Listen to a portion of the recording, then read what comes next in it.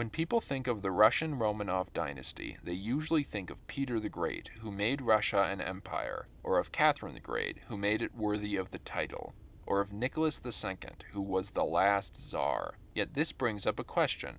How did the Romanov dynasty begin, and how did it become the ruling dynasty of Russia?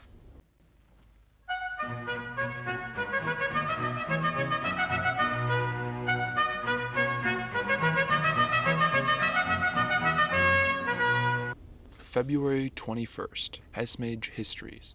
Introduction. Tsar Mikhail and the Time of Troubles.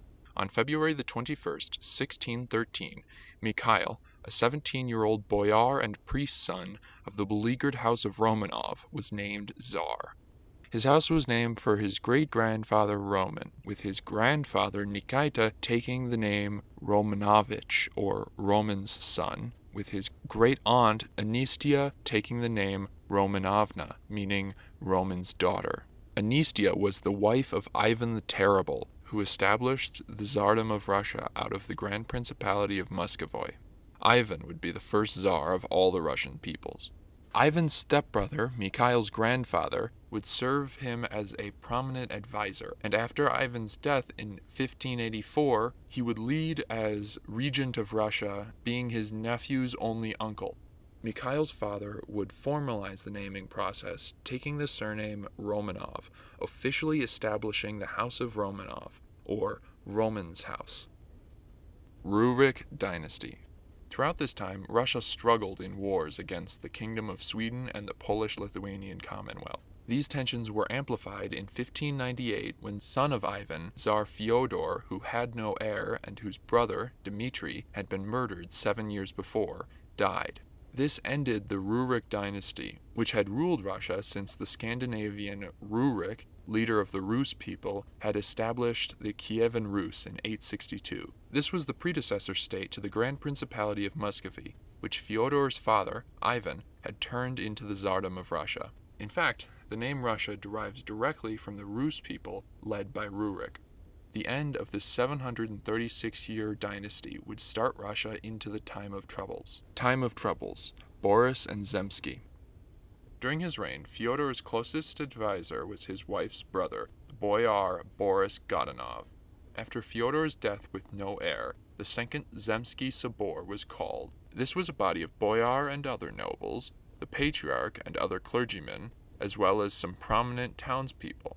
It was established in 1549 by Ivan the Terrible in order to lend legitimacy to his acts and to give better attention to the works of townspeople and minor noble houses. In this 1598 meeting, it was decided that Boris Godunov, being the former Tsar's brother-in-law and trusted advisor, would become the first non-Rurik Tsar. 3 years later, in 1601, Tsar Godunov, seeing the Romanovs as potential rivals, compelled Mikhail's father and mother to take vows and become clergy under the new names Filaret and Marfa. This would prevent Filaret and Marfa from holding formal secular political power, but this didn't include Mikhail, who was 5 at the time. His primary rival dealt with, Godunov was quickly confronted with a major crisis. Record-breakingly cold growing seasons led to a famine from 1601 to 1603. This killed 2 million people in the Russian heartland, or 1/3 of the population under Godunov's control. Time of Troubles, False Dmitry. During the famine, many criticized the rule of Godunov, including the Romanov-led faction, which was slowly gaining in support. There was also a growing myth that the Rurik dynasty was still alive because Fyodor's murdered younger brother had survived and had been living in hiding. Thus, in 1603, a person who claimed to be Dmitry of the House of Rurik appeared in the Polish-Lithuanian Commonwealth and quickly gained support there and from the Papal States, which had hoped to increase the Roman Catholicism in Russia. When Godunov died in 1605, this false Dmitry marched in with his Polish support and took the title of Tsar.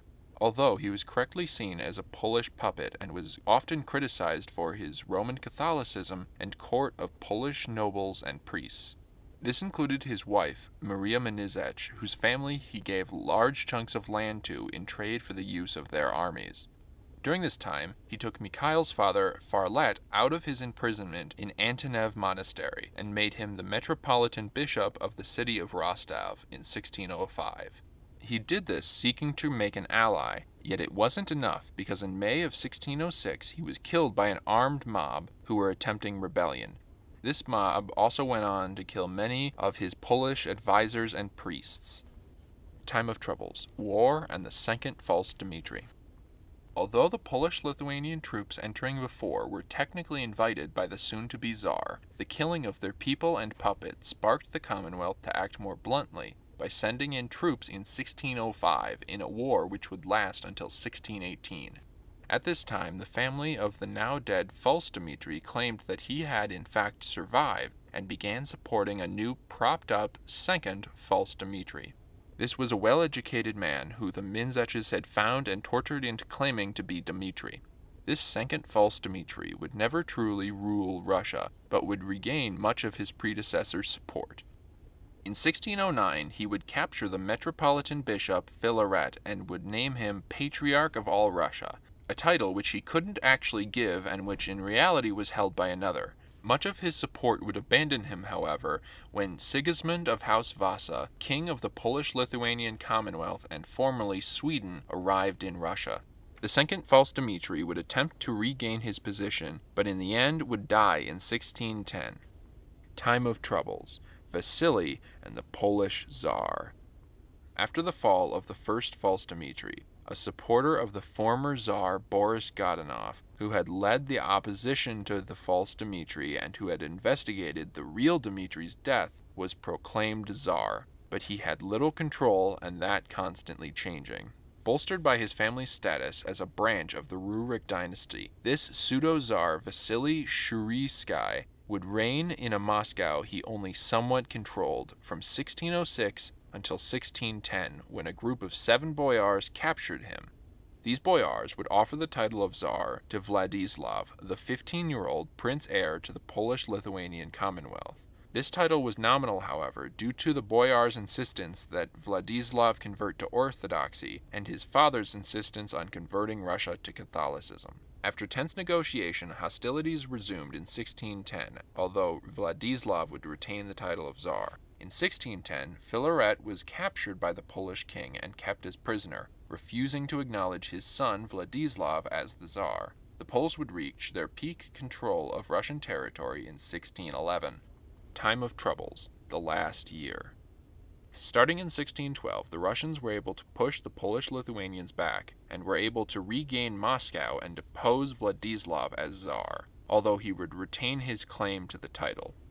With Moscow back in Russian hands, the Zemsky Sabor was called again, and it was decided that the cousin of Fyodor, Mikhail Romanov, had the best claim to the title of Tsar of those who were alive and who had not disgraced themselves.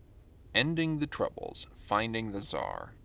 In 1600, at age 4, Mikhail and his mother were exiled to the town of Belozero by the then Tsar Boris Godunov. Yet, during the intersecting years between 1600 and his election to the position of Tsar in 1613, Mikhail and his mother moved around in their exile to avoid trouble. After his election as Tsar, he was protected by the peasant Ivan Susanin, who, even under torture by the Polish-Lithuanians, refused to give the whereabouts of the young Tsar in the nearby Tolovayowy church, which is where Marfa and Mikhail had eventually settled and where they would be told of Mikhail's elevation. One of Mikhail's first acts would be to grant lands to Ivan Susanin's surviving son-in-law. After being told of her son's elevation, Marfa insisted that he was too young and gentle to accept such a hard position in such troubled times. Mikhail would travel to Moscow and in 1613 would be crowned as Tsar of all Russia, starting the line of Romanov Tsars. Tsar Mikhail, ending the war. Tsar Mikhail would sue for peace with the Kingdom of Sweden, which had invaded in the north. Peace was achieved in the 1617 Treaty of Stolbrovo, which cut Russia off from the Black Sea. As well as continuing to push back the Polish-Lithuanians, Mikhail would achieve peace with them in the 1619 Treaty of Delino, ceding them much of the eastern border. After the 1619 treaty, Mikhail's father returned from his imprisonment in Warsaw, From 1619 until his death in 1633, he would serve as regent of Russia for Mikhail, beginning the coalescing of power around the Tsar that would continue throughout the Romanov dynasty's reign. If you're interested in more reading on this topic, I refer you to the description of this video where I have included some relevant links.